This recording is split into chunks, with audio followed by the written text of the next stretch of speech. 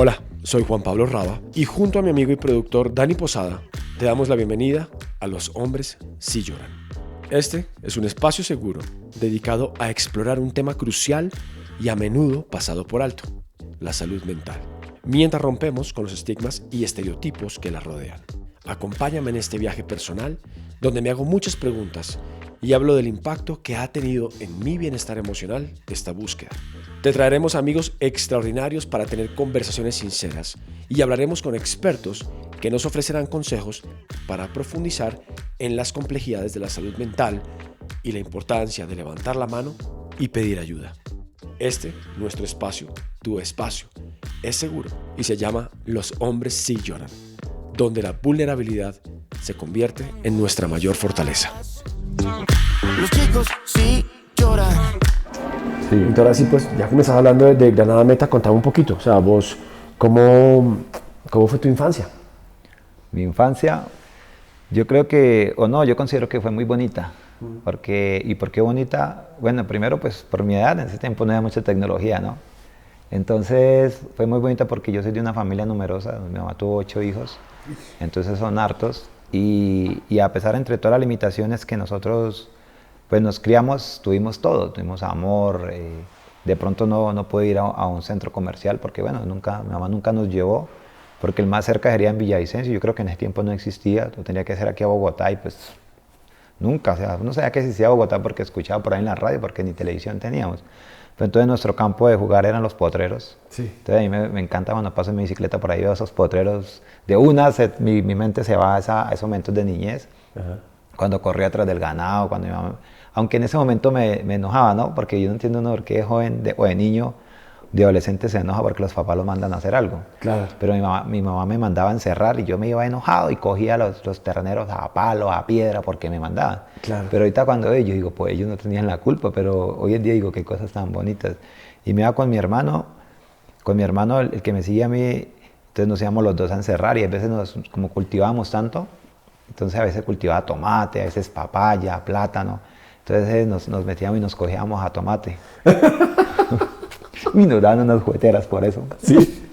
Llegaban bañados de tomate. Claro, no, eso, nosotros nos metíamos a la tomatera y teníamos los surcos repartidos para cada uno. De aquí para después usted y de aquí para después y nos prendíamos. Y ¿sabe qué era lo peor, Juan? Que nosotros hacíamos, es que recogíamos tomate y nos íbamos primero y hacíamos montones de tomate y nos prendíamos con mi hermano. Y a veces, claro, mi mamá nos mandaba y desde la casa hasta la cabecera del potrero, pues tenía visión ella. Sí. Estos muérganos, ¿qué se hicieron? Y mi mamá no cogía la correa, ¿no? Mi mamá cogía el surriago. ¿Sabe qué es un perrero, un surriago? No. Eso lo acostumbran a hacer en el llano para arriar el ganado. Entonces, hay una parte de madera que es un palo y el juguete es un pedazo de cuero. De cuero, sí. Y cuando uno miraba era que iba mi mamá como y salió. Pero entonces eran cosas muy bonitas. O a veces nos íbamos para el caño y nos poníamos a mogar en el caño yo me acuerdo que con mi hermano estábamos pequeños y nos bañamos hasta sin ropa, que es que para que mi hermano nos descubriera, pero uno siempre llegaba con el cabello mojado y ¿usted claro. ¿Por qué se metió al caño? Y tome, juguete. Pero fue algo muy bonito, Lindos recuerdos. Sí. Has mencionado a tu mamá varias veces. ¿Tu papá estaba ahí? No, mi papá yo nunca lo conocí hasta mis 18 años, yo me crié con padrazo. Pero ¿y eran 8 hijos del mismo papá? No. ¿Papás diferentes? Sí, mi mamá también fue una mamá responsable. No solo, siempre juzgan a los papás diciendo que soy hombres responsables.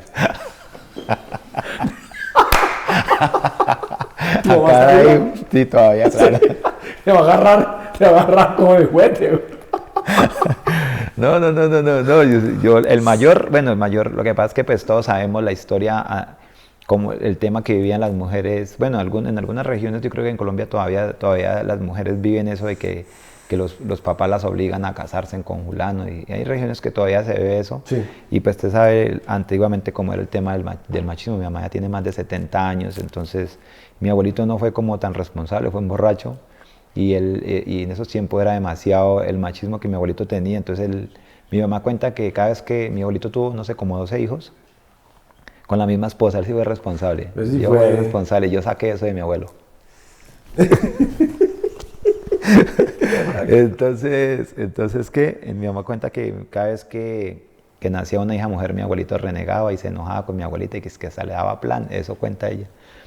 Entonces mi mamá por allá, mi abuela como que falleció, según la historia, a muy temprana edad. Y por ahí una tía como que regaló a mi mamá por ahí un señor de una finca. Y pues usted sabe las historias como usan de ellas de alguna manera. Y tuvo pues su primer hijo, que es mi hermano el mayor. Pero mi mamá ha sido, yo creo que en eso yo me identifico mucho con mi mamá, tiene una mente muy necia. Sí. Y esa no se quiso quedar, sino se le escapó y le quitaron su hijo. Ella después fue y se como pudo, se lo rescató y se salió. Y después conoció a otra persona allá en la ciudad y formó un hogar. Y pues según la historia de ellos, porque todo el mundo cuenta la historia a su favor, ¿no? Obvio, yo aquí soy imparcial. De los hechos. Cuenta, sí. Claro. Según ella, el señor como que consiguió otra persona y mi mamá es de esas que, no, medio, adiós es que le digo. Entonces arrancó. Y ella siempre me decía que como que ya por adentro de su despecho seguro dijo, voy a tener otro hijo que va a ser el bordón de mi vejez. Entonces por ahí conocí a mi papá y no sé, formaron por ahí sus días un hogar, no sé cómo sería el tema ahí porque no me lo han contado. O sea, fuiste el tercero de ella. Exacto. Ajá. Y el hombre, pero mi papá sí es jodido, bueno, en su momento era jodido, él tenía 2 esposas, tenía una en Bogotá y tenía a mi mamá. Y cuando mi mamá lo descubrió, pues él en ese momento tenía 3 hijos mayores que yo. Entonces cuando mi mamá lo descubrió, le dijo, adiós. Y mi mamá se fue para vivir mi mamá vivía o mi abuelito fundó una finca por allá, Vista Hermosa, Meta, para adentro. Entonces mi mamá por allá en su despecho y conmigo pequeño se fue por allá. Y por allá conoció con el señor que vive actual, que es el papá de mis 3 hermanos menores. Okay. Entonces con él fue que me crié, con él me crié. Fue una crianza muy dura. Yo recuerdo que como hasta los 6 años, para mí siempre fue mi papá, a pesar que todas las personas me decían que no era. Pero llegó un momento en la vida que, no sé, como que dio ese cambio, él tenía sus 3 hijos y no sé, y también seguro hoy día pienso que fue la formación también de su niñez, porque el conflicto armado también le mataron al papá, a la mamá, y él se crió por ahí con personas dándole garrote, y yo creo que la forma, él pensó que criar a los niños era darle garrote, entonces todo el tiempo me dio mucho garrote, mucho fuete. Sí. Muchas humillaciones, hasta que cuando veo a Juan José, a mi hijo, y cuando me preguntan la edad, cuando veo la edad que él tiene, digo, a esa edad yo ya estaba listo para escaparme de mi casa porque estaba cansado del maltrato. Entonces, a pesar de que mi mamá siempre como que se paraba en la mitad a defendernos, pues nos daban garrote a todos. Entonces mi mamá sufrió muchísimo el tema del maltrato también. ¿También maltrataba a ella? Claro, también le dejan a todos nos da juguetes, sino que yo creo que mi mamá, el miedo y que yo creo que muchas mujeres sufren, o los seres humanos se frenan por el miedo. Nunca no tomó la decisión de dejar a ese señor y hacer otra vida. Entonces yo creo que pensaba con Pero sí lo había hecho antes. Sí lo había hecho antes. ¿Por qué crees que con él no fue capaz? No sé, seguramente yo creo que era que lo había intentado tantas veces y no le ha funcionado que prefirió resignarse. A veces las personas hablan mucho de la resiliencia y a veces digo, ahí también entra en acción ella. Entonces tienen esa capacidad de adaptarse a los golpes, al sufrimiento, a tantas cosas ahí, porque ha fracasado tantas veces, sí, de lo que le pasó en su niñez, que la regalaron, luego formó un hogar diferente y pues no le fue bien, luego intenta otro, que en el caso con mi papá y que él según eso tenía otro hogar. Entonces como que yo creo que dijo, no, si dejo a este señor pues me va a volver a pasar lo mismo, entonces aguantemos. Entonces y yo creo que Juan, que las secuelas vienen hoy en día, ya cuando están a más avanzada edad, pues aunque ella todavía vive con su esposo, con mi padrastro, pero vienen chocando todo el tiempo. Entonces todo el tiempo vienen enojados, todo el tiempo vienen bravos, y todo el tiempo están trayendo su pasado. Ay, hijo de tantas que usted cuando me daba leña, entonces como a todas horas nos maltrataba. Pero entonces uno dice, ¿para qué uno toma la decisión de irse?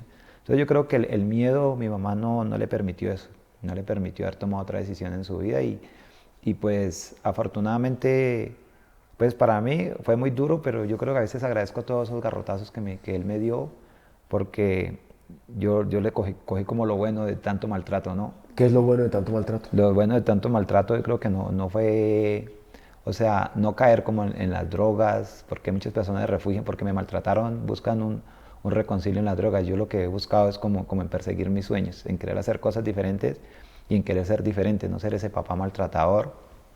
Como que todas esas cosas malas que me pasaban en mi niñez, yo trato de corregirlas hoy en día con mi hijo, porque pues yo quiero que él cuando tenga su hogar y mi hija, pues que tampoco no van a hacer eso, que no maltraten a sus hijos. Entonces también cuando yo empecé a prestar mi servicio militar, yo miraba... ¿Ahí te vas de la casa?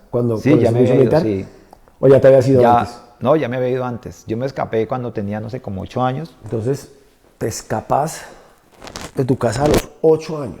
Como a los 8 o 9 años me escapé de mi casa, sí. O sea, tu hijo tiene 7 en este momento. Sí. O sea, es como si el año que viene tu hijo... ¿Y Sí. cómo fue esa planeada, hermano? La verdad es que un día estaba cansado de tanto garrote y ya uno 8 años ya piensa diferente y me acuerdo que llegó una tía y ella me ofreció trabajo. Y me dijo, mijo, si usted qué hace aquí aguantando las humillaciones de ese señor, si usted quiere, vaya a trabajar conmigo. Y yo, ¿y qué tengo que hacer, tía? Y me dijo, cárgale la comida a un aserrador. Y yo, carga la comida. Nada más, me dijo, no. ¿Y cuánto me va a pagar? Y me dijo, 5.000 pesos. En ese tiempo, pues, eso fue como en el, no sé, como en el 90 y algo. Y yo, 5.000 pesos. Y entonces mi tía me regaló como 3.000 pesos. Y me dijo, me regaló 3.000. Y me dijo, si piénselo y se quiere ir, se va. Y como que yo empaqué una muda de ropa en un costal. Y cuando mi mamá se descuidó, salí, cogí un carro y adiós, me volé, llegué donde mi tía. Llegué donde mi tía, claro que yo me había volado antes, ¿no? Ya me había escapado antes, un día que me han dado una garrotera y me volé. Fue donde mi tía, pero mi mamá fue por mí y me trajo. Ella fue y me trajo, y yo, bueno, me trajo mi mamá y ya la otra escapada, yo me fui a trabajar. Y mi tía sí, entonces yo tenía que cargarle la comida a un aserrador, pero uno de niño, yo me entretenía con todo. Yo veo a mi hijo hoy en día como él juega con palitos, con piedras y juega. Lo mismo era yo me iba por el potrero y imagínense que yo hace poco le conté eso, ya le contaba a mi hija. A mí yo llegaba allá donde estaba el aserrador porque nos tocaba meternos selva adentro, porque estaban tumbando selva Entonces a mí me tocaba caminar 2-3 horas por entre la montaña. Y yo me iba jugando al escondite, y yo llegaba con la comida, con el almuerzo del aserrador pues toda revolcada. Y ese señor me daba unas planeras, él sacaba el machete y me cogía a plan. Y yo me iba a llorar detrás de un palo. Y ya nos regresábamos, chino, hijo de tanta, y me cogía madrazos, me daba unas planeras ese hijo de puta. Pero bueno, yo decía, bueno, pues ya uno, o sea, usted se va empezando, se vuelve uno como masoquista, ¿no? Mire cómo que yo no cambiaba, o sea, el otro día... Me planeaba hoy, hermano. Sí, me planeaba, y yo el otro día, pues, yo lo hacía oficioso, y llegaba con el almuerzo, pero a mí se me olvidaba, cuando yo iba llegando donde él, yo decía, uy, me van a cascar otra vez, y volví, y claro, fijamente me da la planera. Al último el hombre no... le puso quejas a mi tía y mi tía me echó. Y yo me fui, y en esta zona, en ese momento, pues había muchos cultivos de coca. Y pues todo el mundo trabajaba raspando. Entonces yo como que, yo cargando. Entonces todos me decían, mis primos, recoger, sí, los recolectores de coca, entonces raspar. Los raspachines. Entonces yo, no, entonces un primo me dijo, oiga, venga, vámonos a raspar que le va a ir mejor. Y me fui a raspar y empecé a aprender a raspar coca. Lo que pasa es que yo era muy juguetón, entonces yo todo el tiempo estaba jugando, haciéndole maldad a los demás trabajadores y me pegaban, todo el tiempo arrancaban las ramas de la coca y me daban unas jugueteras esos manes. Entonces el patrón o el dueño de la finca donde trabajaba, el man, él dijo, no, venga, usted ya no... Como que él estaba cansado de verme que yo llegaba con la espalda, las piernas llenas de verrugones de las jugueteras que me dan esos manes. Entonces él me dijo, no, vamos a hacer una cosa, yo le voy a pagar a usted, creo que eran como 20.000. Pero en el tiempo 20.000, no sé, como usted gana hace 2 millones de pesos hoy en día, ¿no? Entonces eso era un platal y más por ahí. Entonces él me dijo, le va a pagar 20.000 y usted, ¿y qué tengo que hacer? Me dijo, no, cargar agua, ayudar a moler el maíz y rajar leña. Y me ayudó en el cambullón. Y yo, claro, entonces yo me levanté a las 3 de la mañana a moler maíz para ayudar y cargaba el agua a la señora de la cocina y rajaba leña. ¿Cuántos años tenías ahí? No, yo creo que tenía como 9 años, 10 años. Ya estaba trabajando. Ganando dinero. ¿Y entonces te pusiste a trabajar en eso?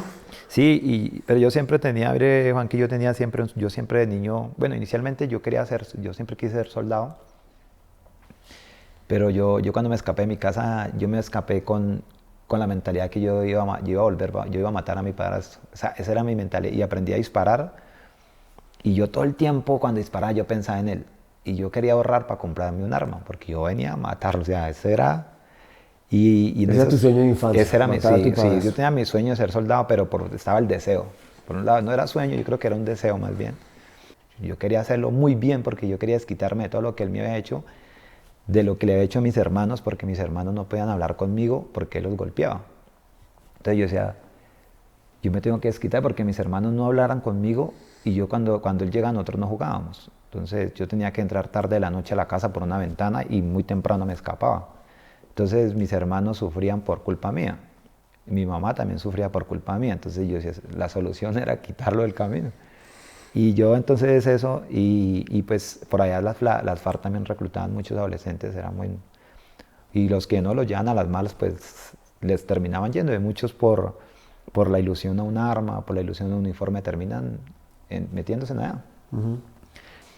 Y cuando llegué como a los 16 años, yo en el 99, 98, 99, a mí las FARC nos reclutaron. ¿De las FARC? Sí, ya llegaron a la finca de mi mamá y me llevaron. En ese momento, pues se llevaron al que era mayor, en ese momento yo era el mayor, llegaron una tarde y me llevaron, me sacaron de la casa. ¿Cuántos años tenías? Ya sobre los 16 años, ya casi sí, tenía 16, casi los 17 años. ¿Y te sacaron de tu casa? Sí, nos sacaron, claro, en ese tiempo eso llegaban a las escuelas, a las casas, y me llevaron a la zona de extensión y ya me les escapé, como un año después. Yo he sido muy necio, he sido muy loco. A mí me da risa, ¿sabe qué? Saliendo un poquito de la historia. Hoy en día cuando me dicen que eso no se puede, que eso es difícil, yo a veces yo los veo así, sobre todo directivos, por ahí así, en el tema de partido, que uno, oye, venga, es que me quiero preparar, un ejemplo, para ir a unos olímpicos, que ha sido mi sueño, y lo ven a uno así arriba abajo y le dicen, no, hermano, usted no, es que usted está muy jodido, los otros son más funcionales, y yo, entre mí, digo, yo, pobre hijo, supiera lo que me ha tocado enfrentarme a la vida para que usted me diga que no puedo. Pero infortunadamente, pues a veces ellos tienen más poder que le atrancan ese sueño a uno, ¿no? Ahí, sí. Si tuviera uno que escaparse, pues yo creo que planearía, fuera como cuando me le escapé a la guerrilla, pues también me le escaparía y llegaría, pero... ¿Cómo te escapaste? Bueno, ¿cómo me le escapé? Como casi un año después en un combate. Me escapé, lo planifiqué casi todo un año, observando, analizando. O sea, vos desde que te llevaron, claro, no sabías que te iba a escapar. Pues, claro, yo había que obedecer, pero mientras obedecía planeaba en mi mente cómo lo hacía. Yo miraba los errores de los demás para yo no ir a cometer el mismo.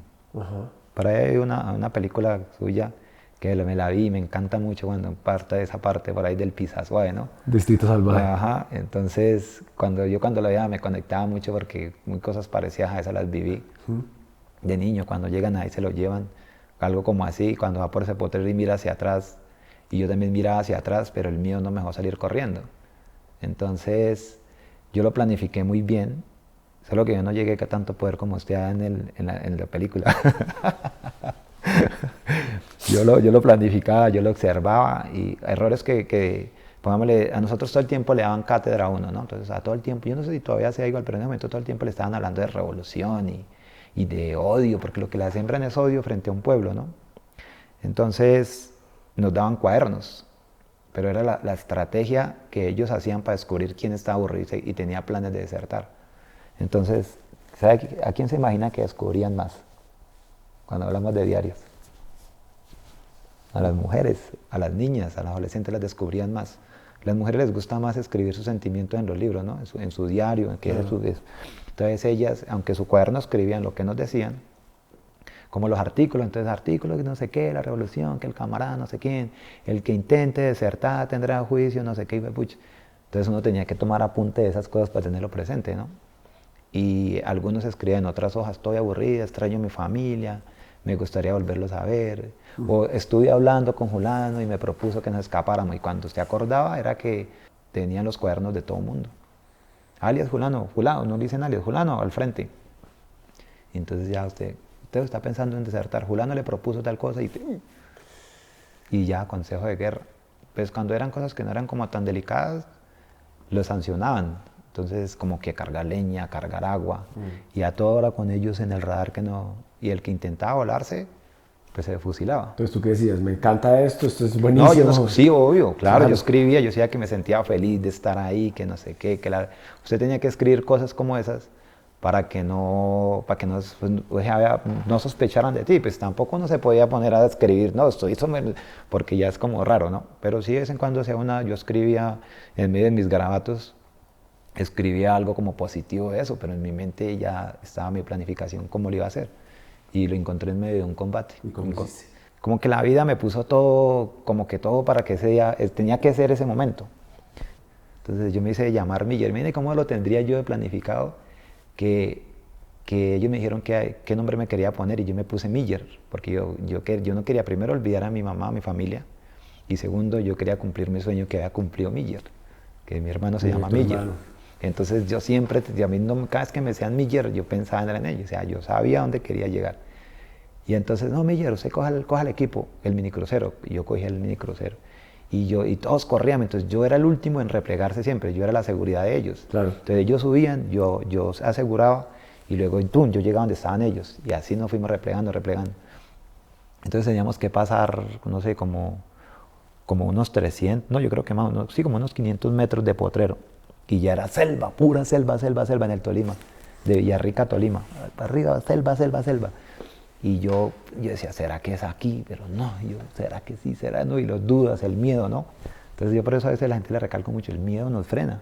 Entonces yo seguía, por el miedo me hacía seguir los pasos de ellos, hasta que ya quedaba ese campo, ¿no? Entonces nosotros teníamos un helicóptero, el arpía encima disparándonos. Entonces cuando el helicóptero iba hacia allá, salía uno corriendo y corría, ¿no? Yo creo que era menos de 500 metros, corría, y el helicóptero daba la vuelta y empezaba a disparar. Pero cuando el helicóptero llegaba, usted estaba entre la selva, entonces lo que se agarraba de un árbol y ahí se agarraba y pasaba el rafagazo, pero no lo veían. Y si usted coronaba la selva, ya salvo. O sea, el problema era este pedazo, entonces, y el helicóptero seguía disparando y dando la vuelta. Cuando el helicóptero iba, entonces, ¡corra! Y entonces yo dije, cuando el helicóptero se fue, yo era el último, ¿no? Entonces yo miré y salí corriendo y llegué hasta la pura orilla del monte y dije, no, yo no sigo, me devuelvo. O es aquí o nunca. Y me devolví, me fui caminando hacia atrás y me fui parando la vegetación para que ellos no miraran por dónde me fui yo. Y mientras paraba así, el helicóptero se vino y claro, desde arriba pues lo ven a uno y empieza a disparar y yo me corrí a un arbolito que la vida me puso ahí, ¿por qué? No sé. Pero ahí me senté y eso lloraba y eso dispara y coheteaban, el helicóptero empezó a cohetear a la montaña. Y eso caía a tierra, que eso es de película, ¿no? Yo ahí, vea, agarrado así, yo, güey, puta, me van a matar, ¿por qué no seguí? Pues? Entonces ahí sí la mente empieza a decirte, ¿por qué no siguió? ¿Sí? Lo van a matar por huevón, ¿por qué no siguió? Y yo ahí agarraba el palo, y cuando... ¿Llorabas? Claro, obvio, lloraba, yo no estoy un pelado de 17 años en medio de una plomacera. Y yo lloré ahí, yo decía, no, yo no voy a volver a ver a mi mamá, a mis hermanos, me van a matar más. Y yo no sé, el helicóptero se fue. Y yo salí corriendo por una casa y retuve a unas personas ahí, les quité ropa. Digo, les suena feo, pero es lo que hice, ¿no? Los amenacé, les dije que me dieran ropa civil, los hice tirar al piso. Pero yo iba dispuesto a matarlos. Y yo les dije, me entregan la ropa, necesito ropa civil. Y el señor me decía que, como que vengan, no nos van a matar, no nos van. Yo no, si usted no me da ropa, los mato. Y el señor me decía, yo no tengo ropa nueva. Y yo no quiero ropa nueva, hijo de tanta, yo necesito ropa. El señor me dio un pantalón y me dio una camisa, entonces yo me quité el pantalón y yo tiré boca abajo y todos los tenía en el piso, porque la gente cogían a los pelados que intentaban desertar y se los entregaban a los comandantes. Entonces yo qué hice, yo sabía que si un man de esos me cogía, perdía el año. Entonces estaba resuelto a todo, y yo ahí lo que me entrega la ropa, me pongo el pantalón ahí y tiré ese pantalón verde que me habían dado y salí caminando hacia atrás. Y me daba miedo dar la vuelta, porque yo me parecía que cuando diera la vuelta ellos me iban a coger. Entonces yo caminaba, yo corría hacia atrás. ¿Cómo? Yo no sé, pero yo corría hacia atrás, corría. Cuando que un momento u otro yo dije, volteémonos, y me volteo y salgo corriendo. Y yo miraba para atrás y a mí me parecía que el señor me iba siguiendo. ¿Y qué? Eso nadie me seguía y corrí. Me fui soltando los botones y corrí. Yo boté el chaleco, ¡prum! Me quedé con un solo proveedor, me quité la camisa, esa verde que me habían dado, la tiré y me puse yo no sé cómo lo hice, pero lo hice en medio de la carrera. Me puse la camisa y me fui con el fusil. Y por ahí más abajo, después de correr mucho, me quité las botas y seguí corriendo a pie limpio. Y ya cuando estaba cerca del pueblo, boté el fusil y llegué donde los soldados. Y les dije que me iba a entregar, que era guerrillero, y no me creían. Me decían que, pues que es increíble, usted no, les llega ahí con los pies, me botaban sangre, asustado, casi llorándole, y el soldado no me creía. O sea, el soldado me miraba así y me decía, uy, yo me acuerdo y me decía, chino, quítese de acá, que la guerrilla está acá y vamos a entrar en combate, quítese. Y yo, no, ayúdeme, que en serio. Y entonces al último como que me vio atacado llorando tanto que me dijo, camine pues. Y me llevó donde tenían el puesto de mando, ¿no? Y me llevan al puesto de mando y cuando, ¿y este pelado qué? Cuando él dijo, no, es que es guerrillero. Y el man, ahí sí todo el mundo, guerrillero al piso, gran hijo de tanta, y me cogen en el piso yo. Y yo en el piso y eso me requisó. ¿Usted lo requisó? No, ¿por qué no lo ha requisado? Claro, el man, pero él decía, es que es un niño, véale esa carita, decía. Sí, los soldado no las creía, hermano. y me sentaron y venga, ¿cómo así? Y yo, sí, yo le conté la historia, no, a mí me sacaron de Granada Meta, de tal vereda, no sé qué, me llevaron a tal parte, me tuvieron en esto y de esta manera como sorprendidos. ¿Usted estuvo en la noche en la toma acá? Sí, yo estaba por tal parte, yo era el que... Y ellos de manera como así. Y ahí pues me tuvieron bajo protección acá en Bogotá y ya cuando cumplí mis 18 años pedí reintegro a familia y me fui a prestar servicio militar. Cumplí el sueño. ¿Te fuiste a prestar servicio? Claro. ¿Y tu mamá cuando te vio qué? No, mi mamá tengo un recuerdo muy bonito, porque mi mamá, pues, obviamente no podían decir nada de mí, porque todo el tiempo le preguntaron, llegaban a diferentes horas. Los guerrilleros. Claro, los milicianos llegaban a ver si yo volvía a la casa, porque el error que muchos cometen es que, claro, usted extraña a su familia, ¿no? Y se va para la casa de uno. Llega a su casa, ya donde tome, le echan mano. Entonces yo sí no volví a la casa porque yo ya sabía, no, entonces yo estaba bajo protección acá, entonces no me dejaban salir. Y cuando salíamos a algún parque aquí en Bogotá, eso era con seguridad y era lleno de miedo, o con la policía que nos cuidaba. Entonces yo que iba a volver, además que habían paramilitares en ese tiempo, ¿no? Entonces, peor. Entonces usted tenía enemigo por todos lados, porque no le dan acá. Entonces volvió acá, entonces era complicado. Y lo peor era que pelados que estuvieron conmigo se habían ido para los paramilitares, entonces sabían que uno lo había llevado a la guerrilla, entonces lo llegaran a ver, era objetivo militar. Entonces yo no podía volver allá y yo me fui a prestar mi servicio militar. Cumplí ese sueño. ¿Sí? Además que yo creo que ya, primero me sentía seguro y segundo, yo creo que yo quería desquitarme de todo de lo que me había pasado en la vida, ¿no? De lo que esos manes me habían hecho, de que me hubieran sacado, de que me tuvieran. Y me preguntaba acerca de mi mamá, pues había pasado mucho tiempo, y el bienestar familiar la había contactado y nunca hablábamos, pero mi mamá en la finca pues no había teléfono, no había cómo. O sea, usted tenía que llamar al municipio y a la señora en ese momento se llamaban un SAI. Ella recibía la llamada y un parlante llamaba, fulana de tal, los caseríos. Pero como mi mamá estaba retirada, ellos le mandaban de la razón. Ya, dígale que llama en 2 horas o en la tarde a tal hora la llamo o que me llame. Pero yo no podía decir que era fulana, porque de pronto alguien les chismoseaba y mi mamá me negó todo el tiempo. No, yo no sé, ustedes se lo llevaron, dígame dónde está. Entonces mi mamá todo el tiempo les reclamaba. Cuando ellos preguntaban, ¿qué hicieron conmigo? Pues es que ustedes lo llevaron, ¿cómo me van a preguntar por él? Y pues ella les armaba el show y les lloraba, entonces los convencía. Y yo no sé mi mamá cómo se enteró, la contactaron mi bienestar familiar, pero fue una sorpresa muy bonita porque un día sonó el timbre y a nosotros no nos permitían abrir la puerta. Era una persona encargada de... Cuando Juan José abre la puerta, y yo, ¿que abre la puerta? Sí, y volví a timbre. Abre la puerta, Juan José. Y yo me fui, todavía un poco de seguro, cuando abrí el seguro y abro la puerta y mi mamá, yo tengo ese recuerdo de mi mamá y mi mente, muy bonita verla y toda feliz, mis hermanas, fue con mis 2 hermanas. Entonces fue muy bonito volverla a ver ahí, como que más de un año había pasado, como claro, que era una sorpresa la vida de tu... Volver a ver a mi mamá, que todo el tiempo la tuve en mi mente por allá, a mis hermanos y volverlos a ver, eso fue increíble. Y como que yo recuerdo eso y yo digo, eso parece que fuera una película, o sea, esto es una película. Ya me contaste una película ya. Sí, esto es que uno dice, ¿cómo un ser humano vive todo este tipo de cosas? O sea, es increíble, ¿no? ¿Cómo pasa? Y eso que le estoy contando, le estoy narrando todo a la carrera. Claro, no me imagino. Demasiada sí, cosa, ¿no? Hay muchas cosas que se queda ahí, pero que pasé y que bueno, que no nos da el tiempo. Nos tocaría que haga una serie aquí para adelante. De pronto nos va a tocar. De pronto nos toca hacer una serie.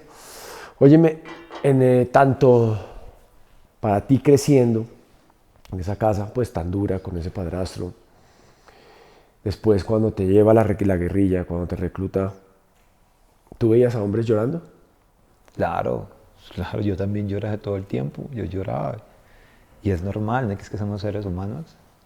Lo que pasa es que nos pusieron eso de hombres, pero pues a veces nos creemos que porque esa palabrita que dice hombre, entonces es el que no debe llorar, el que no se debe rendir, el que debe ser el más fuerte o el que debe tener el músculo más grande, el que debe ser marcado, el que no puede ser bajito, porque entonces, bueno, eso no es un hombre porque es pequeñito, pero yo creo que todos nosotros lloramos. Yo he llorado muchísimo y yo todavía lloro las emociones. Yo creo que yo de niño lloré tanto, de adolescente, cuando mi vida, desde aquel bombazo también lloré tanto que hoy en día yo quisiera llorar como como lloraba de niño, que a chorros, como cuando mi hijo llora así, a esos chorros de lágrimas con él, yo quisiera, no entiendo la razón por qué hoy en día no tengo esa capacidad, pero en el momento que mi vida cambie ese bombazo, yo lloraba muchísimo, ahí sí como decimos, a moco tendido, ¿no? Sí. Pero hoy en día, hasta viendo series, viendo películas con mi esposa, termino saliéndome lágrimas, y yo, ya hágame el fuerte, y cuando la volteo a ver, ella todavía está llorando, somos dos, siempre vamos a llorar. Y me emociono también cuando veo a mi hijo, cuando se graduó pues de transición y también lloré, se me salían las lágrimas también cuando vi recibir a mi esposa su título de profesional de administradora de empresas. Allá, y eso aunque no estaba cerca de ella porque donde me tocó era bien atrás, pero estaba muy emocionada de verla cuando la nombraron como por 10 segundos. Allí Paola Garcés Martínez, administradora de empresa, y le dieron la mano y le entregó, fueron 10 segundos, pero se me salieron las lágrimas de tanta emoción de verlo y decir, uy, lo logramos. Porque trabajamos en equipo y me tocó verla cuánto le tocaba trasnocharse en sus clases virtuales y aparte de eso como que levantarse muy temprano, 4 o 5 de la mañana, hacerme mi desayuno, alistarme la bicicleta, ayudarme a vestir, a armar y despacharme a entrenar, y luego correr a llevar a su hijo al jardín y luego llegar a hacer tareas. Y esa mujer fue pucha, y uno dice que es que nosotros somos los fuertes, los berracos, y decía, no, esta mujer en qué momento hizo todo eso y ya la veo recibiendo su título, es algo increíble. Entonces también se me salen las lágrimas de esas cosas. Y las competencias también lloré en una competencia en un mundial de ruta en Holanda, porque tuve unas fallas mecánicas y de la tristeza no me sentía perdedor ni frustrado, sino era como reclamándole a la vida, o sea, ¿por qué, hijo de puta, por qué me pone tantos retos? O sea, ¿cuál es la huejonada que tiene conmigo? ¿Sí me entiende?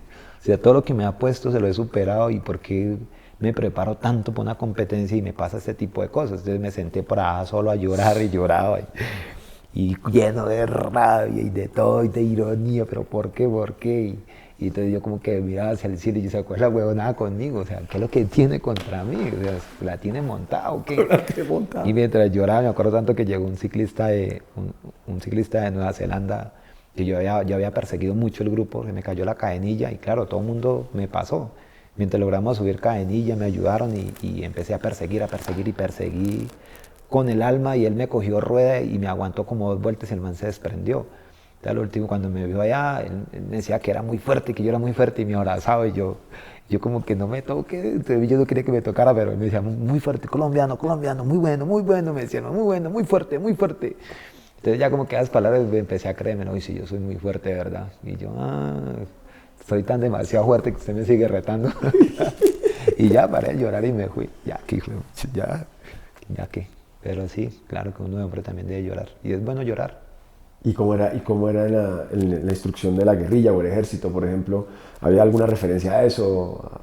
No, yo creo que, bueno, la verdad es que eso hace tantos años y pues para mí no fue como tan importante ellos, pero pues todo el tiempo, yo me acuerdo de todo el tiempo, no sé, era todo tan controlado. Entonces el baño era controlado, las formaciones, el refrigerio, la que le daban a uno el tinto, ir a tomar tinto era regulado, el desayuno era regulado. Lo que me acuerdo que eso a toda hora uno comía era sopa y o nosotros lo llamaban cancharinas, como unas tortas que hacían de harina de trigo todas grandes, y un vaso de chocolate y arroz, y bueno, le dan carne a uno porque iban y le quitaban a los campesinos una vaca y llévesela, o la gente los miraban y, ay camarada, coja una vaquita, la diferencia, ¿no? Pero todo el tiempo, claro, todo el tiempo le estaban dando cátedra, bueno, entonces empieza a haber una transformación ideológica, que empiezan a sacarte todas esas cosas bonitas, o al menos lo que mi mamá me enseñó, ¿no? Ese respeto a los demás, a trabajar, a cuidarlos a los otros, porque me tocaba, mi mamá me enseñó a cuidar a mis hermanos, allá era todo lo contrario, entonces era odiar a otro tipo de personas que yo ni conocía, entonces todo el tiempo era hablar de los burgueses, que la no sé qué, que el empresario, que esto, que el paramilitarismo, que el ejército son unos asesinos, entonces todo el tiempo te están metiendo tanto eso, que al último usted termina odiando al que no conoce, usted empieza a odiar a alguien que nunca lo ha visto, nunca compartió con él, pero tú lo detestas, o sea, lo odia, quiere acabar con él. Entonces todo el tiempo le están metiendo ese tipo de cosas. Entonces, afortunadamente yo creo que cuando me hablaban mal de los soldados, pues yo tenía ese acercamiento a un soldado que yo nunca les dije, pues yo no creía, porque mi hermano no era un asesino, mi hermano no mataba a nadie. Entonces yo sabía que los soldados no eran ningunos asesinos como me los hacían mostrar, como nos decían, como nos hablaban. porque yo tenía un hermano y yo sabía que mi hermano no era un asesino, entonces yo no creía eso. Por eso seguramente no me quedé en ese mundo, porque de pronto, si yo hubiera sido de los que le gustaban las armas, o yo a veces pienso hoy en día, Juan, que si de pronto el uniforme que a mí me hubieran dado hubiera sido camuflado en la pinta de los soldados, de pronto hasta me hubiera quedado allá. De pronto hubieran logrado cambiarme porque hubiera sentido esa conexión, pero odiaba ponerme ese uniforme y botas de caucho que me daban ellos. De pronto me hubieran dado botas militares, algo que tuviera una conexión más como con la fuerza pública, con ser soldado. De pronto me hubiera resignado, pero seguramente que no me hubieran dado ese tipo de cosas no me llevaba a esa resignación. Y ser soldado no era muy bonito, la exigencia, bueno, no era como tan bonito porque a nosotros no nos gustan que nos exigen, ¿no? Sí. Pero esa formación física de hacer flexiones de pecho y como que las odiaba, pero después usted empezaba como a verse como de una forma mejor, fuerte, claro. Como fuerte, como cuando salir con esa libertad a trotar por los municipios y la gente pararse a ver a los soldados con ese respeto y esa admiración, aunque uno salía oliendo a cachupe, ¿no? Usted soldado recluta a uno, claro, y es entendible, o sea, no es un secreto, usted del sudor, usted no le da tiempo ni de bañarse, a toda hora todo corriendo, pero usted salía así a trotar uno, y soy soldado de Colombia, 3 palabras que yo llevo, y entonces todo el mundo, los soldados le van a trotar. Entonces uno, y enseñarle a trotar, a no esconderse, ¿no? Porque usted no le enseñan a esconderse. Entonces aprender de derechos humanos, de que hay que prestar unos primeros auxilios, no esconder, no que si su compañero quedó herido acaba lo de matar, si está muy grave, mátelo y arrástrelo y vamos a botarlo, tenemos que enterrarlo, no, todo lo contrario. Entonces como que eran cosas bonitas y que usted a toda hora decirle mi, cuando usted se refiere a mi mamá, mi hermano y allá mi cabo, mi sargento, mi capitán y en esos tiempos era como ese respeto, ¿no? Porque era un respeto muy grande que usted no se le podía acercar al comandante a 3 pasos, era esa disciplina y ese respeto tan grande. Algunos hoy en día critican, dicen que eso es humillar y hablan cosas, pero pues para mí no, era un respeto. Igual que uno con la mamá, uno le hablaba con respeto, a los papás con respeto. Entonces era bonito como, pues yo soy de la vieja guardia, entonces ese respeto que me enseñaron, esa cortesía de saludar al quien miraba, buenos días, buenas tardes, mi coronel, buenas tardes. Entonces esa cortesía, y cuando usted está en el rancho de tropa donde llega su superior y usted lo anuncia y todo el mundo se pone de pie, es ese respeto, ¿no? Es algo bonito, ese respeto y eso me encantaba mucho, ese tipo de cosas. Mi uniforme, por supuesto, pues ponerme mis botas, pero que pues para ponerme ese uniforme tocó ganárnoslo, darle vueltas a un palo, vuelta la gorra por la gorra, vuelta al palo por la derecha y salíamos corriendo como 300 metros y llegábamos ahí. Y a los primeros 5 le entrego, 1, 3, 4, 5, coge su gorra y el resto otra vez palo, vuelta el palo por la derecha y así le iban entregando hasta que usted al último, imagínate, éramos 35 el pelotón y sacan día 5, usted déle vuelta de palo por la gorra, le faltaba la guerrera, le faltaba el pantalón, le faltaba las botas y de vueltas uno, cuando usted le entregaba ese uniforme ya como que no, ya no me lo quiero poner. Y eso no era nada, lo peor, cuando usted, listo, usted se ponía su uniforme, van a sudar el uniforme, ¿no? Y otra vez a fortalecimiento físico para usted poner ese uniforme. Oye, has mencionado 2 veces el bombazo. Sí. Yo realmente yo no sé. Tú mencionaste bombazo. Sí. Pero yo no sabía el bombazo. Yo realmente, como te digo, yo lo único que sé es que sos un putas para montar en bicicleta. O sea, fíjate además lo bonito de lo que son las percepciones, ¿no? Ayer cuando le decía a mi hijo, decía, oye, mañana voy a entrevistar a un man que es un duro montando en bicicleta. Y el man no tiene manos, no tiene una pierna, o sea, monta con una sola pierna. ¿Y sabes qué me dijo mi hijo? Me dijo, puta, esa pierna que tiene debe ser muy fuerte. Él en su mente, lo primero que pensó es, duro como tener esa pierna, ¿no? Qué berraco, sí. No se fue para lo otro, se fue para el drama, ni, ay, sí, ¿cómo sí. Hace? Sí, no, de una vez dijo, parce, qué belleza. ¿Cómo era esa pierna? Entonces, como después nos vamos a meter en la bici, pero y tú has mencionado el bombazo, ¿cuándo fue eso? Eso fue el 12 de julio del año 2011. Nosotros, las FARC, vuelven y se presentan ellos en nuestra vida. Pero mira, Juan, yo quiero como hacer aquí un alto y decirle que cuando yo los nombro, pues primero no es por hacerlos que sea embajador de ellos, ¿no? O de pronto sí, embajador de la paz, digamos. Yo lo hago es porque, y lo hago en las universidades, a las empresas donde me presento para mis conferencias, yo lo hago porque no es porque quiera sembrar odio, sino yo lo hago es para que las personas no olvidemos la historia. Es que cuando uno olvida las historias, las verdaderas historias tienden a repetirse. Y no podemos volver a que eso suceda en nuestro país, un país que que están las evidencias de toda la sangre, las partes de cuerpo que se han perdido y las vidas humanas que se han perdido para evolucionar un poquito, entonces no podemos olvidar esa historia realmente. Y porque esto, quien me hizo esto tiene un nombre propio, o sea, eso no es un accidente ni fue una curiosidad de la vida. Y mire que nosotros los colombianos nos hemos acostumbrado tanto o nos hemos adaptado tanto al tema del conflicto armado, ha sido como tan normal que pongan bombas, es tan normal ver soldados policías, amputados, niños, campesinos, que ya es como normal, ¿sí me entiende? Y lo llamamos un accidente. O sea, mire cómo estamos de acá, que y usted que fue un accidente cuando sea parte del ejército, y a mí me da como risa, o sea, un accidente, o sea, ya es como algo como normal, como cuando vamos conduciendo el vehículo por la calle y vemos una moto allá debajo de un carro, es un accidente, ¿sí? ¿Me entiendes? Es como algo como tan normal, pero eso no nos podemos acostumbrar a ese tipo de cosas. O sea, estos señores en el 2011 nos pusieron un artefacto explosivo en una bolsa, el cual yo no sé si la moví, si la apreté, solo sé que se explotó. Se explotó, me voló las manos, se voló mi pierna, me dejó heridas en mi piernita izquierda, todavía tengo por aquí, se alcanza a ver las quemaduras. Sí. Y tengo esquirlas. Hasta hace poco se me acabó de salir una de acá, siempre me vivía arrojando, se me enconaba, hasta que de un momento a otro salió el pedazo de metal que tenía y toda esa parte de aquí quedé lleno de esquirlas. Tengo esquirlas en mis dos ojos, hace poco me descubrieron esquirlas en el otro ojo, no sabíamos que tenía. Aquí en la parte interna del ojo tengo esquirlas. Este ojo tengo esquirlas, tengo desprendida la retina, se me estalló el cristalino y tuve una sutura en la córnea y entonces me tuvieron que suturar para que no se me saliera el líquido del ojo. No se puede recuperar, soy ciego del ojo derecho. Me reconstruyeron los oídos. Mejor dicho, que no, es más fácil decir lo que me quedó. Ese diagnóstico es muy largo. me quedó una pierna y me quedó lo más grande que todo lo tenemos, la vida. Me quedó la vida y un corazón grande que bombea sangre, como un berraco y unos buenos pulmones para pedalear y para echar para adelante. Me quedó la vida para inspirar, para mover y para perseguir mis sueños y para dejar de alguna manera el odio, porque no es un secreto que odié mucho, también lloré demasiado, yo lloré mucho por esto también. Y sería, no sería hombre si dijera que no hubiera llorado. O sea, yo creo que no sería hombre, digo, no, yo no lloré, es una felicidad, no. Yo sufrí mucho por esto, la verdad. Hay momentos donde todavía a veces cuando me cogen, a veces me dan como una especie de calambres, dicen los profesionales de la salud, que son secuelas del miembro fantasma.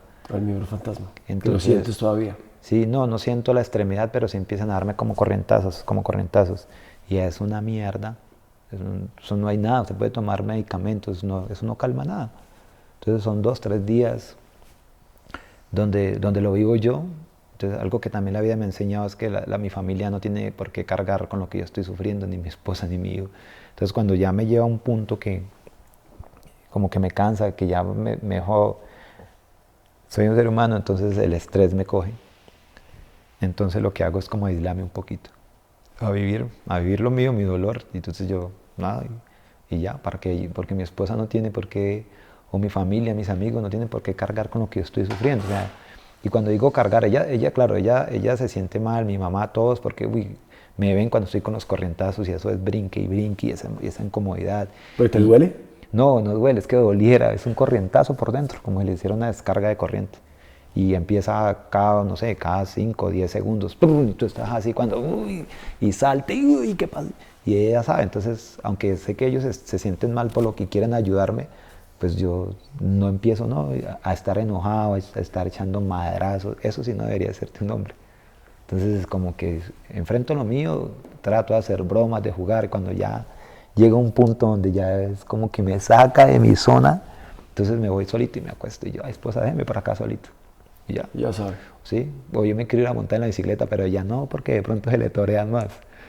O de pronto me da un corrientazo de esos y en la bicicleta pues me caiga. Entonces me toca quedarme allá y quedo ahí hasta que el cansancio a veces me logro dormir. A veces las personas creen que fue solo el bombazo, pero yo creo que ese bombazo ya explotó, ya hizo lo que hizo, pero lo más difícil son las secuelas que vienen ahí para adelante.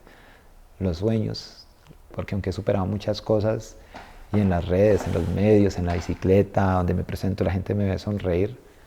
Dicen, usted, qué chévere, usted ya lo superó todo, pero hay cosas que quedan en la mente que no, o sea, no sé si se puedan superar. O sea, hay cosas y se repiten en los sueños, donde ves volando, donde que lo secuestran, donde estás en combate, donde ves que se le caen las manos, donde se le caen las piernas, o sueños donde voy corriendo y me veo con mis extremidades y me freno, pero ¿por qué tengo mis manos y yo no las tengo? Para que usted de pronto lo alcance a entender un poquito la dimensión, es como cuando usted ve a alguien vomitar, que usted le da como ese repudio y quiere como trasbocar también. Así es cuando yo me veo con manos en mis sueños. Entonces, si yo en un sueño me veo con manos, eso es como que, ¿por qué tengo? Y es ese desespero, y ella ya me despierta, porque ya sabe que yo empiezo a brincar en la cama, a moverme, y ya me despierto y yo estaba soñando con manos, qué feo. Es horrible los sueños.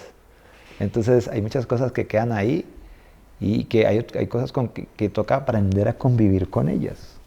¿Me entiendes? Hay que aprender a convivir con ellas, como adaptarse a que usted depende de otra persona, a que tiene que tener esa paciencia de esperar, porque a veces uno quiere y algo con lo que yo al inicio sufría mucho, alcánceme el tinto, entonces como que, ya voy, y tener que sentarse, esperar a que se lo alcance. Entonces a veces yo quiero un tinto, entonces como que yo queriendo, mi mente tiene la capacidad de hacerlo, lo sé hacer, pero ir a hacerlo es muy difícil para mí, corro mucho riesgo, aunque hay mucha tecnología que ayuda, pero igual se me sigue presentando la dificultad demasiado grande. Entonces lidiar contra ese tipo de cosas es difícil. Querer abrir una puerta de la casa y resulta que es con llave. Tener que sentarme hasta que mi esposa llegue. Entonces que hoy en día la tecnología, claro, ha venido cambiando, entonces uno, ya quiero hacer estos cambios.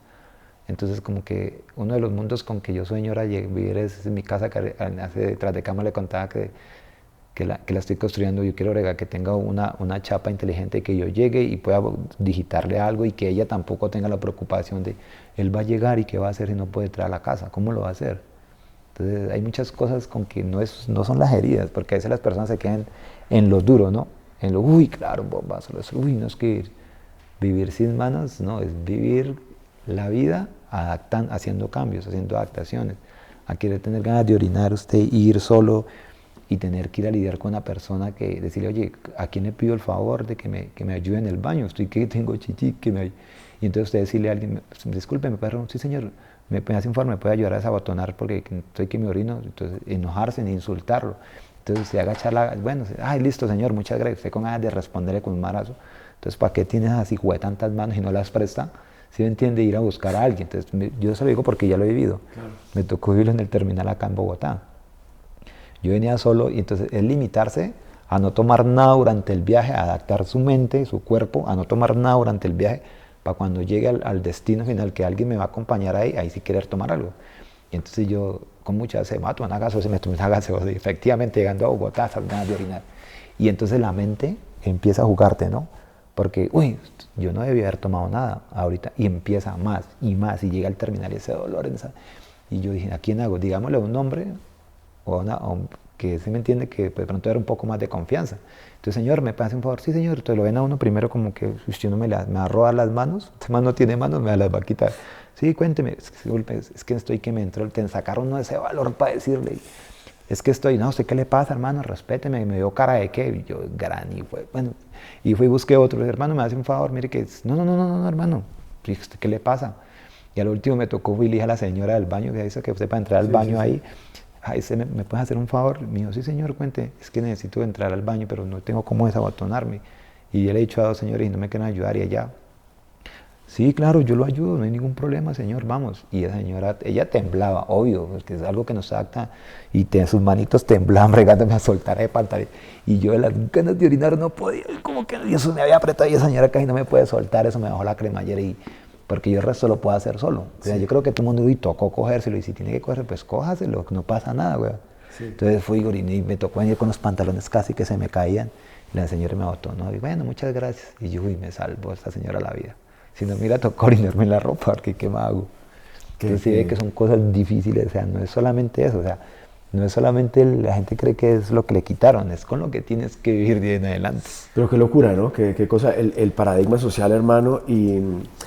No, ¿cómo así? Es que yo soy Como que siente que puede atentar contra su hombría, Exacto. ayudar a otro Ayudar. ser humano Ayudar. a hacer eso. Eso me parece fuerte, hermano. Fuerte. ¿Y te ha pasado al revés, como te ha conmovido alguien que te haya realmente como ayudado a una situación así? Vos hayas dicho, parce, que sí, es bonito. A veces a veces voy, yo soy fanático del tinto, ya sabe, ya todos se dieron y cuenta. eso da ganas de ser pipí. No, y es bonito porque me ha sucedido que voy en partes donde, entonces, ¿sabes qué le provoca un tinto? Y entonces tú dices, las personas que hacen su trabajo con amor, con pasión, que es mesera, pero que yo creo que lo hacen con ese amor. Entonces lo ven a uno ay, disculpe, le traigo el tinto en 2 pocillitos, en 2 plásticos, entre 2 vasos plásticos, y yo me emociono tanto, digo, qué bonita. Y me traen, le aplico, ¿quieres que le eche el azúcar? Y yo, no, es que yo tomo sin azúcar. O a veces, como para que ellos no se sientan mal, yo sí, ay, sí, qué bonita, muchas gracias. Y necesita que se lo ayude a revolver, y yo sí, entonces yo le hago una broma así, porque si meto el dedo me quemo y sueltan la risa, sueltan la risa. Y me ayuda, entonces uno es bonito, mire que usted no tiene que decírselo, y yo no creo que en la cafetería, en la panadería, el jefe los cojan y les den esa capacitación. Claro. O donde tú estudies, donde vaya la capacitación para ser mesero. Yo no creo que les digan, si usted ve llegar una persona sin brazos, échele el azuquito. Eso no se lo dicen. Tiene que hablarle bonito, convénzalo de que le compre el producto porque ese proveedor, de resto no. Y es bonito. Entonces, cuando ella le llega, usted le dice, incluimos el servicio. Por supuesto, inclúyalo, porque fue un poco más allá. Claro. Y yo creo que uno tiene que aprender a ir un poco más allá siempre. Pero sí me ha pasado muchas veces. ¿Cuánto tiempo llevas casado? No, yo no me he casado. Todavía no te... Mira, por ahí se ríen. Por ahí se ríen. Es que estamos en eso. ¿Usted me ve anillos? Bueno. No sé, quita el zapato de pronto, hermano. Yo uso anillo, pero no de los dedos. Con razón aguanta el tinto, güey. Digo, con razón la señora tan amañada. Cuando decimos que podemos decir lo que queramos, que podemos decir lo que queramos. ¿Cuánto llevas con Angie? No, ya vamos a cumplir 8 años. Ahorita el 11 de abril cumplimos 8 años viviendo los dos. 8 años, o sea que... 8 años. Y esto fue en el 2011, o sea que Angie te conoció... Después de... Ya en el momento que Angie te conoce... Yo no voy a hablar de superado porque pues es una huevonada, sí. Pero tenías este espíritu que tienes hoy en día.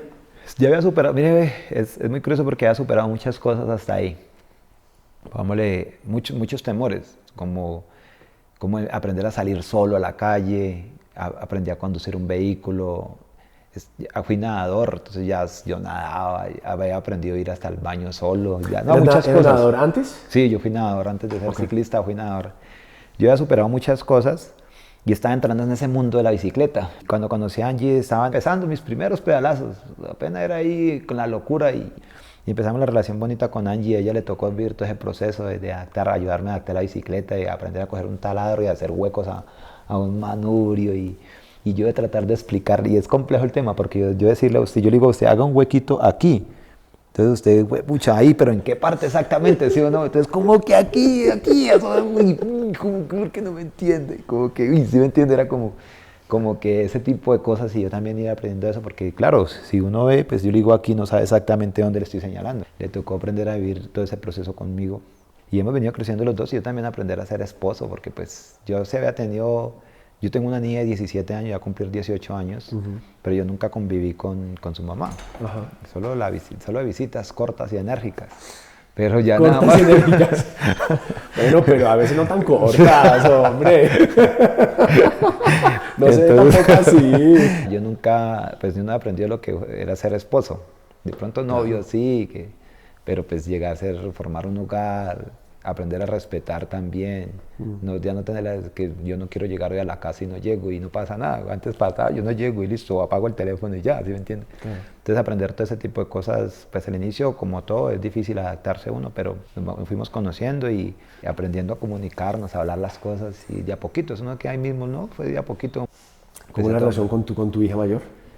Pues la verdad, ella era como muy distanciada de mí, porque ella nunca se crió conmigo, solo por sus vacaciones, pero ya ahora lleva como 2 meses viviendo conmigo y ha sido bonito también conocerla, y ha sido un reto para mí porque cómo compartir el amor para los 3, ¿no? Entonces como que, y a veces como con nervios de exigirle algo, porque yo nunca he estado como esa parte de presencia de padre en su vida y como ir a exigirle algo. Porque, pongámosle, como yo le decía, volviendo a la historia, cuando conocí a mi papá, más después de mis 18 años, está prestando servicio militar y yo decía, si este señor viene a exigirme algo, yo le echo un madrazo. ¿Cómo fue ese encuentro con tu papá? Perdón que te interrumpa. Sí, no, ¿cómo fue? No, primero conocí a mis hermanos, allá después descubrí que tenía un hermano menor que yo, entonces por conocernos a los dos, él era emocionado. Pues yo no mucho porque pues para mí mis hermanos eran los con los que yo me crié. Y ya después conocí a mi papá y no, normal señor ahí, yo pues primero con mi ego y mi orgullo de haber sido soldado, ¿no? Pero con todo, con mucho respeto, y hola Juan, hola, y hola señor, ¿cómo le va? Y ya, no. Pues yo la verdad nunca le he dicho papá de frente, no, a mí no esa palabra la digo así, eso porque mi esposa es que hace, que yo ni en una entrevista yo le decía a mi papá, o sea, yo poner ese mi papá para mí no me salía, pero no sé si algún día se lo diga de frente papá, pero pues por ahora no me salen, yo siento que aunque yo quisiera, esas palabras como que no salen de mi pecho. Y entonces volviendo a tu hija, entonces ahora tienes pues esa ahora, relación donde te toca aprender a ser papá de un adolescente directamente. Exacto, sí, aprender a ser como que a veces cosas ahí, como que ¿qué hago? Como que a veces leer alguna cosa por ahí a ver qué, pero digo, no, yo tengo por qué, por lo que dice un artículo acá. O sea, ella es un ser humano, entonces es como ir llevando esa parte, conocernos un poquito, y ella también a mí, entonces me abraza, entonces ahorita lo bonito es que mi hijo se pone celoso, baila, quita. Entonces, para él también ha sido algo sorprendente ahí de como que hay otra persona, ella que siempre ha querido a su hermana, pero ¿por qué mi hermana no vive con nosotros? Papá, ¿cuándo viene mi hermana? ¿Por qué mi hermana? Y claro, llegó y los primeros días bien, pero ya empezó como, oiga, me está quitando el amor de mi papá, entonces ha sido como poner todo en una balanza, como a mi esposa también hablarle bonito, porque sí, pues, y a mi hija, porque yo le hablo bonito a mi esposa y no le voy a hablar bonito a mi hija, entonces como que, entonces a veces mi esposa también me reclama, pero ayer le está hablando más bonito a su hija que a mí.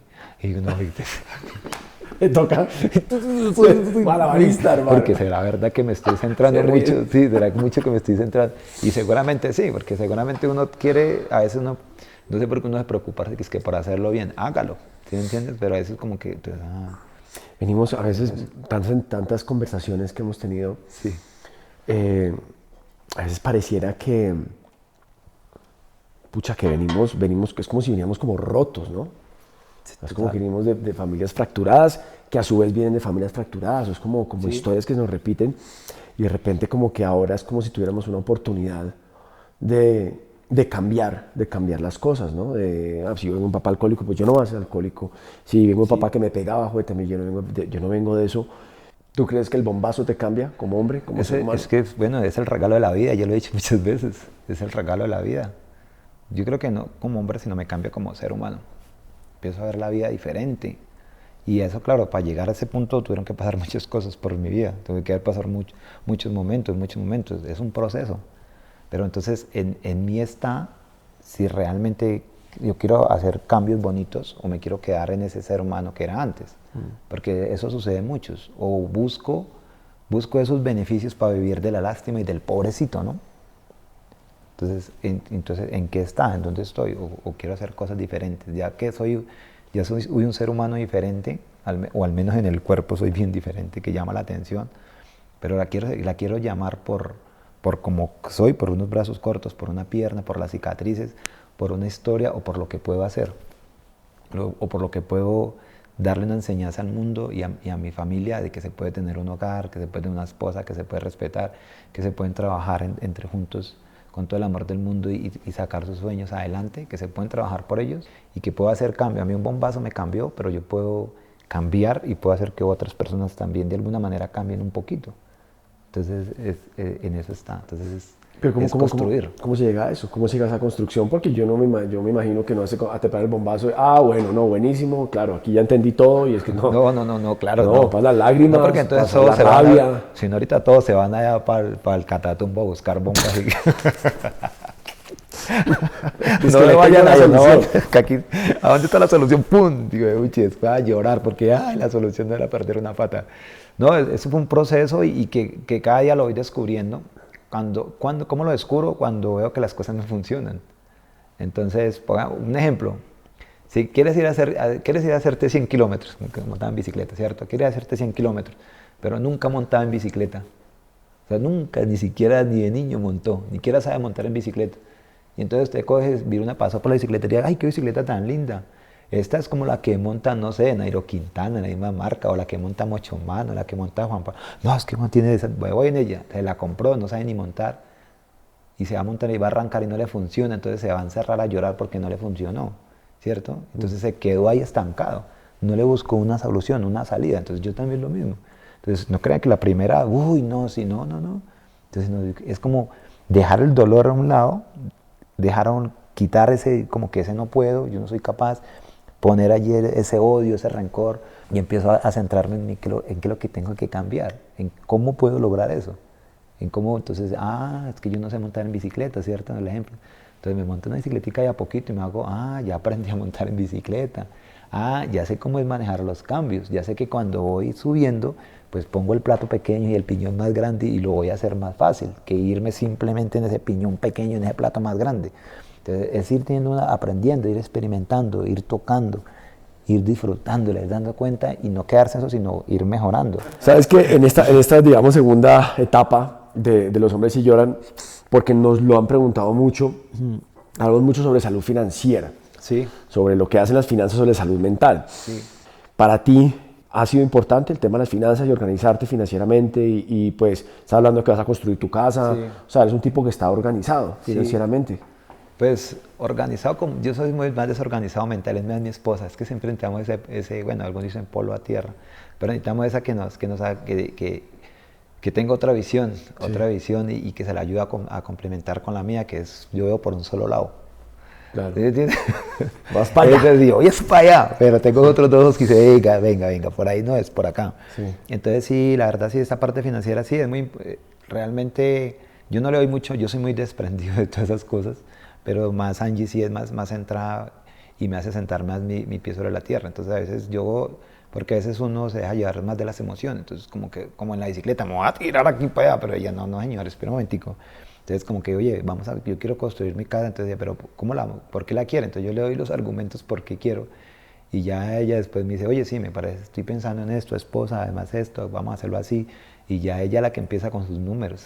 Entonces, oye, no, sí, podríamos coger de aquí, entonces empezamos a tener ese plan B por si esto no nos funciona, entonces ¿de dónde vamos a conseguir para no estar? Porque sí, infortunadamente la parte económica es algo que si no lo afecta, yo creería que sí, a veces muchos se van, porque a veces como que si no lo tengo y no lo... Entonces buscamos la forma, la estrategia de ir consiguiendo los recursos, porque a veces queremos tenerlo todo ahí, ese bolsillo así. O sea, como están organizados y pero planificarse. Sí, y entonces decimos, entonces Angie, bueno, si nos metemos en esta vaca loca de hacer una casa, entonces empezamos, entonces, ¿de dónde vamos a conseguir el recurso? Entonces, no, con tus conferencias, entonces y si no empiezan a funcionar las conferencias, ¿qué? Si no empiezan a llamar mucho, ¿qué? Entonces ella dice, es que yo soy profesional, entonces yo busco trabajo en una empresa. Entonces, ¿cómo empezamos a organizarnos? Entonces, vamos a movernos y empezamos a correr riesgos. Pero no los corro solo, los corremos los dos. Luego empezamos a correrlo entre los dos y las cosas no funcionan. Pues a nosotros nos funcionan muy bien. Es ese trabajo, por eso yo le hablaba ahorita del trabajo en equipo. O sea, no es solamente el Juan José, a veces todos creen, no, es que usted, y es que lo admiro, y a mí me da risa. Y entonces a veces personas que conozco, uy, yo lo admiro, usted es un perraco, y yo veo a mi esposa está aquí a mi lado y la ignoran, y si cosas que a mí me ofenden es que me ignoren a mi esposa, y yo la volteo a ver a ella, y si supiera que Juan José es gracias a ella, claro, yo tengo las secuelas, pero ella dio la responsabilidad de este Juan José que conocen, ella es la que me tiene ahí montado en una bicicleta. Compadre, y ya como para ir redondeando esta conversa, porque si no, como dices tú, nos quedamos una semana. Toca sacar otro capítulo. Lo haremos. Un día nos podemos hablar de otra cosa, pero en esos días complicados, en esos calambres, en esos días que todos tenemos, hermano. Sí. ¿Cuáles son las herramientas que tú has construido durante estos años que te mantienen acá y te mantienen adelante? Bueno, primero, algo que yo pienso mucho es como en mis propósitos, en las metas que tengo trazadas. Y ahí cuando hablo de metas entra todo, en lo personal, en lo familiar, todo entra ahí. Y otro es, yo pienso mucho en eso, entonces eso como que eso no me deja derrumbar. Lo otro es que la responsabilidad, digámoslo así, que tengo también con las marcas que me contratan a mí, que me pagan por hacer mi trabajo. Entonces, que a veces quisieras tirarme allá y no, como que, o sea, como que no hacer ni mierda más, como a muchos me pasa, pero sé que tengo la responsabilidad porque tengo unos ojos encima. Entonces hay que ser responsable en la vida. Entonces digo, no, esto no es para quedarme aquí. como me quedé después de ese 12 de julio que volé y me encerré, no. Esto va a pasar y lo voy a superar. Y lo otro que yo le decía, cuando le contaba la historia de mi adolescencia, esos momentos difíciles que viví, que digo, eso no es nada, aquí menos calambritos, eso va a pasar, ojalá si hubiera sido esa vez cuando me tenía nada. Entonces solo es lléname un poquito más de paciencia, que a veces trata de acabarme, pero ya sé que lo voy a lograr. Entonces, y que también hay una familia, hay un hijo que él quiere ver siempre a sus papás de pie, y una hija también que no quiere ver a su papá derrotado. Yo, ¿cómo le voy a decir a mi hija cuando por el desamor se quiera encerrar a llorar? Y yo, ¿cómo le voy a decir? Oye, hija, pero ya, está bien, llore, porque yo no le decía a mi hija, no tiene por qué yo... Si mi hija se pone a llorar por un desamor, cuando llega el momento de amor, cuando si empieza a llorar porque la novia o porque la niña no le paró, le dije, puso a llorar, pues yo no le digo, no, los hombres no tienen por qué llorar, llore, y me siento a llorar, poner, venga, lloremos los dos, weón, ¿qué pasa? Y le digo, no, tiene toda la razón, pero venga, vamos a seguir adelante. Claro. Porque si yo me encierro allá por unos berracos calambres, porque me cogí un dolor en el brazo, y cuando yo le voy a decir a mi hijo, ¿cómo se lo exijo? Entonces, no es solamente el discurso de la palabra, no es el ejemplo, es el demostrar, el de construir. Entonces me aferro de todas esas cosas bonitas y de las que he logrado. Entonces a mí venga, es que yo logro montarme una bicicleta, y ¿cuántos dicen que no son capaces de montar en bicicleta? ¿Cuántos dicen que no se aguanta el dolor en la nalga del sillín? Y yo sí me lo aguanto 5 o 6 horas ahí.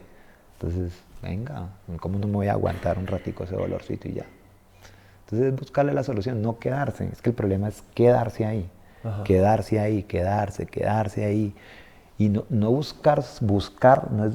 O sea, se quedan y no buscan la solución. O sea, no es... Algunos se quedan es pensando cuál es la solución. No, es hacerla, es construir. Ahí está todo. Usted atrévase. Es que hay que ser hombres atrevidos. Si usted no se vuelve... Pero ojo, cuando yo lo atrevido no es el que se atreve a hacer daño, ¿no? Sí, sí. Sí, no es el que se atreve a ir a coger la esposa a golpes, a los hijos.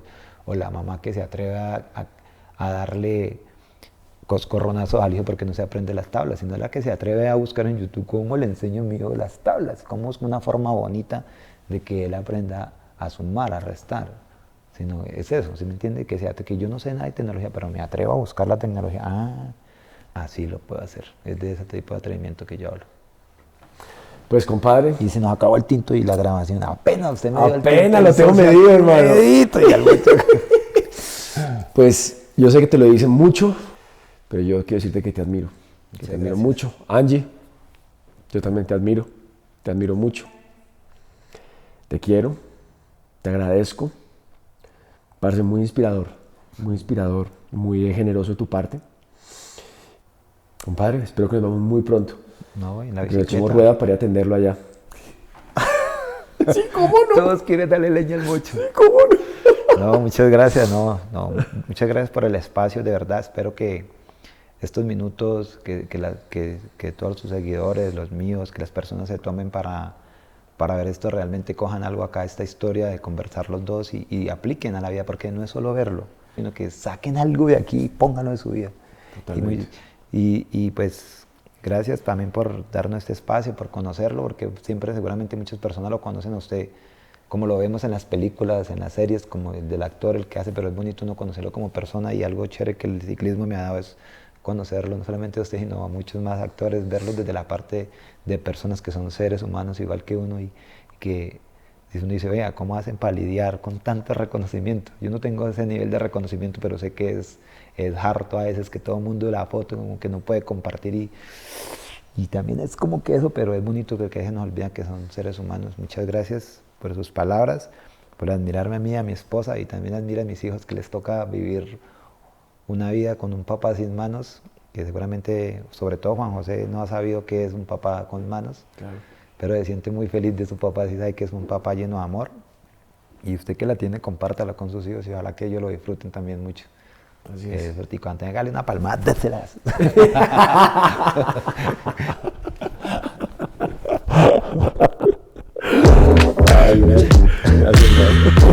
Hola, soy Juan Pablo Raba, y junto a mi amigo y productor Dani Posada te damos la bienvenida a Los Hombres Sí Lloran. Este es un espacio seguro dedicado a explorar un tema crucial y a menudo pasado por alto: la salud mental, mientras rompemos con los estigmas y estereotipos que la rodean. Acompáñame en este viaje personal, donde me hago muchas preguntas y hablo del impacto que ha tenido en mi bienestar emocional esta búsqueda. Te traeremos amigos extraordinarios para tener conversaciones sinceras y hablaremos con expertos que nos ofrecerán consejos para profundizar en las complejidades de la salud mental y la importancia de levantar la mano y pedir ayuda. Este, nuestro espacio, tu espacio, es seguro y se llama Los Hombres Sí Lloran, donde la vulnerabilidad se convierte en nuestra mayor fortaleza. Los chicos sí lloran.